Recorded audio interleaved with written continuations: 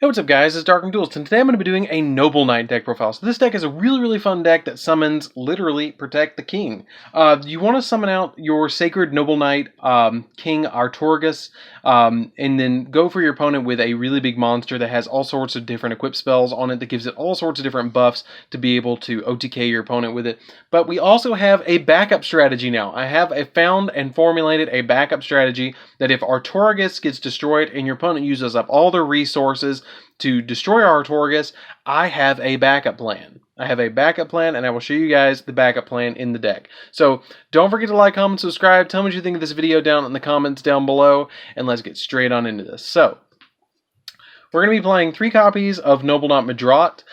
You need to play 3 copies of Noble Knight Madrot. Basically what Madrot does is if it's equipped with a Noble Knight card or Noble Arms spell card, it becomes dark and its level is increased by 1. And then if you control no other monsters, you can send the equip spell to the grave to spell summon the Noble Knight monster from your deck, which is really easy to do. You want to go that route as many times as you can because it has the least amount of restrictions. Then we play 2 copies of Noble Knight Gwaine.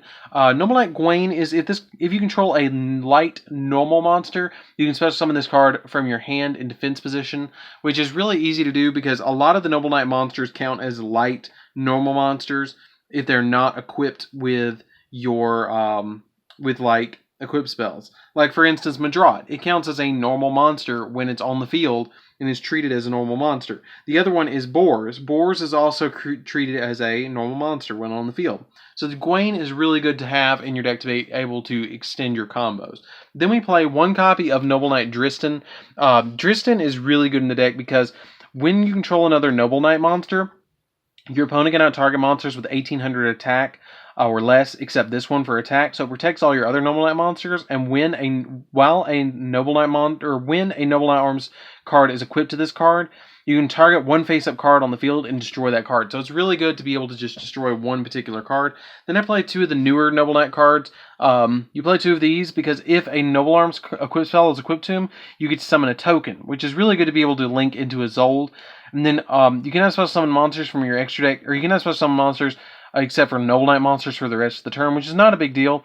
But then it also has, while it's equipped with a Noble Arms card, all other Noble Knight monsters gain 500 attack, which can really help out and really help your plays. 1 copy of Boars. Boars is here because you get to reveal 3 different Noble Knight cards or Noble Arms cards from your deck when it's equipped with a Noble Knight or Noble Arms card, and then you get to add 1 of them from your deck to your hand. Then you send the rest to the grave, which kind of is good because you want them in the graveyard so you can get more plays off. Then I play 3 copies of Brothers. Brothers is really good for the deck. Brothers is the combo starter of the deck besides your Noble Knight Madrot. But what it does is this card cannot attack unless you control exactly 3 Noble Knight cards, which is not that big of a deal. But its big effect is that when this card is normal summoned, you can special summon up to 2 other Noble Knight monsters from your hand. And then you can also Pot of Avarice to your grave because you can shuffle 3 Noble Knight and or Noble Arms from your graveyard into the deck and then draw cards. So it's like a mini Pot of Avarice as well, which is cool. Then I play 3 copies of Noble Knight Custanin. Custanin is just good. It's just a really good card, and the Sacred King Custanin is really good. But if you control a Noble Knight, Noble Arms equip spell, you can special summon it from your hand, and you can only special summon him once per turn this way. And then a monster that's XYZ synchro or linked with this card gains the following effects. If this card is special summoned, you can normal summon 1 Noble Knight monster during your main phase edition or normal summoner set. But you cannot special summon monsters from your extra deck for the rest of the turn except Noble Knight monsters, because you're usually going to go for your stuff that you want to go for before this. 3 copies of Merlin. Merlin, you just tribute to summon out your Madrot, which is going to be your big play that you're going to go for a lot of the times. Then we play 2 copies of Morgan, which is our hand traps. Basically, when a opponent activates a card or effect while you control a Noble Knight monster or Noble Arms card, you can send this card from your hand to the graveyard, destroy 1 Noble Arms equip spell, and if you do, negate the activation and destroy it, or negate the activation, which is really a good effect. And then for the last monster, I play 1 copy of Guinevere. I'm still working on getting a secret rare version of these. I'm waiting on them to go down in price a little bit so I can have the whole deck and not platinum rare. And I'm waiting on to find some Sacred Noble Knights of King, or the Sacred Noble Knights and not platinum rare as well, so I can just play the whole deck and not plats. It's really weird having like 3 cards in the main deck that's platinum rare. So that's it for the main deck guy, or that's it for the main deck monsters, guys. Let's get into the spells. So for the spells, we're going to be playing 1 copy of Monster Reborn, just to revive the particular cards we need at the time we need them.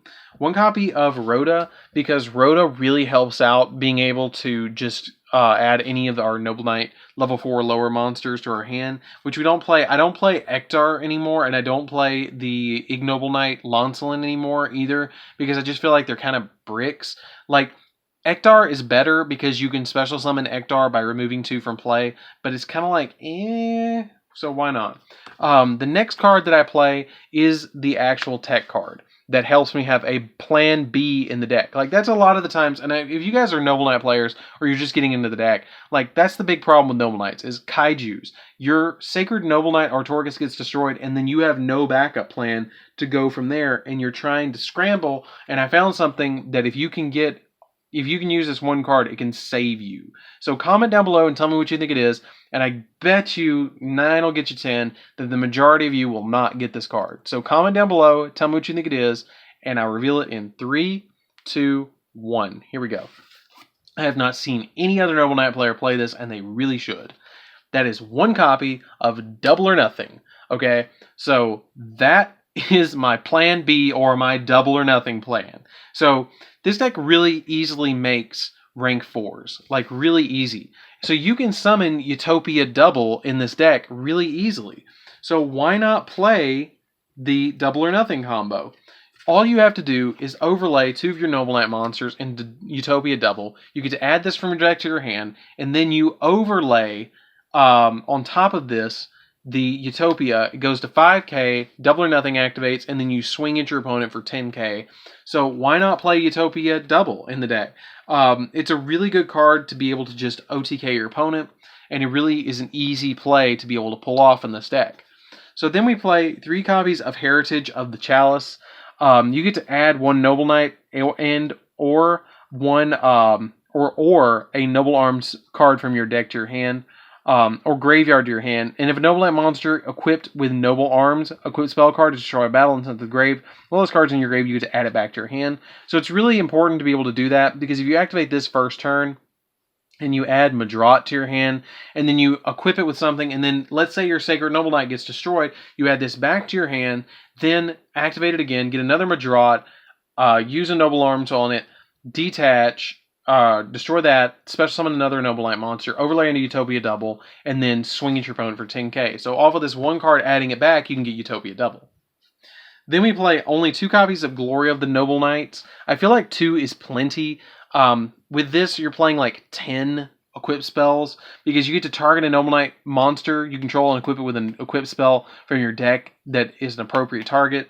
So you're already playing like 1, 2, 3, 4, 5, 6, 7, 8. So this makes it 10 with these 2, being able to equip them directly from deck. So I feel like 2 is plenty, to be perfectly honest with you. 1 Caliburn.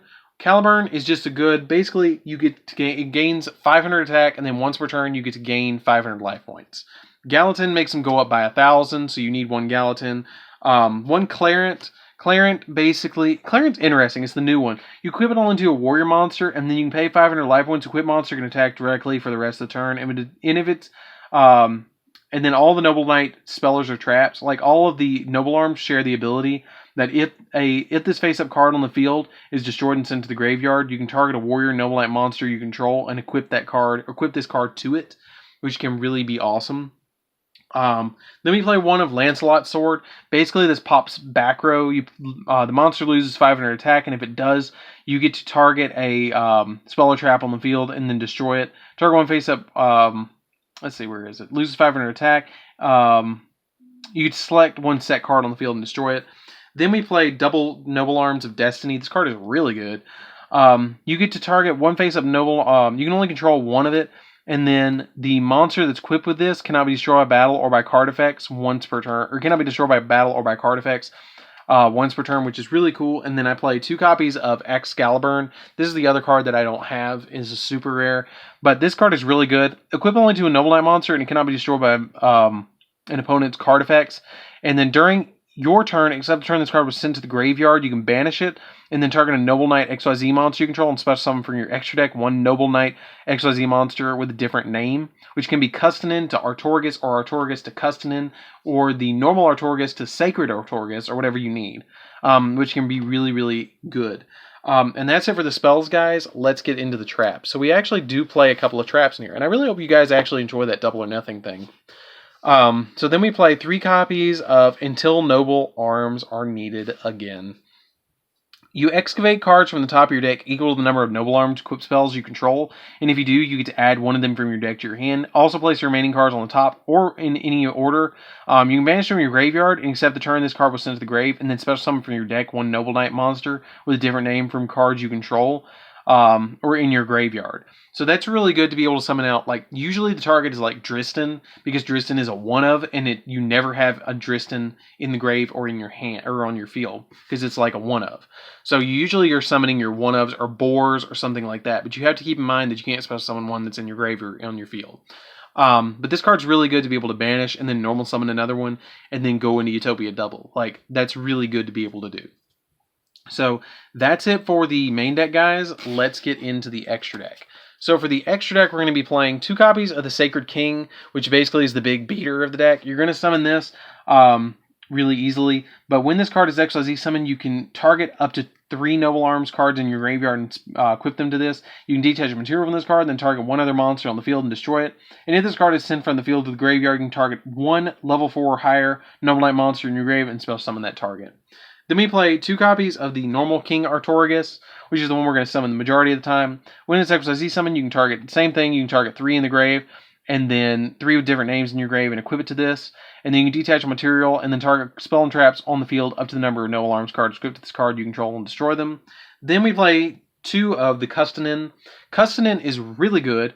You can detach any number of materials from him and then target that many cards your opponent controls and return them to the hand.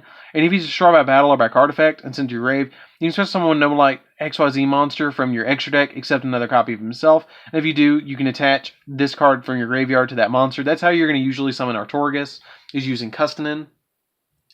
Then we play 1 copy of Utopia and 1 copy of Utopia Double. You just use these to summon off to be the 10k beat stick. 1 copy of Baguska, just in case you need it. 1 copy of Exciton Knight, in case, again, you need it, just to bombard the board. 1 copy of Borreload. You kind of make this sometimes. It's there. Boral Sword, again, it's kind of there in case you need it. 2 Izolds, because God forbid we actually play her in her actual archetype. I think it was Team King of Games actually say that. Like, you know, it's crazy. Like, why... Like, how many people play this card in decks that it doesn't belong? I mean, it belongs in them because it's a generic Link monster, but, like, it's so rare to actually see Isolde summoned in her own archetype. Like, it's crazy. And then 1 copy of Hippo Shinnigan. I play 1 copy of it just in case I need it, just to boost me by 500 points.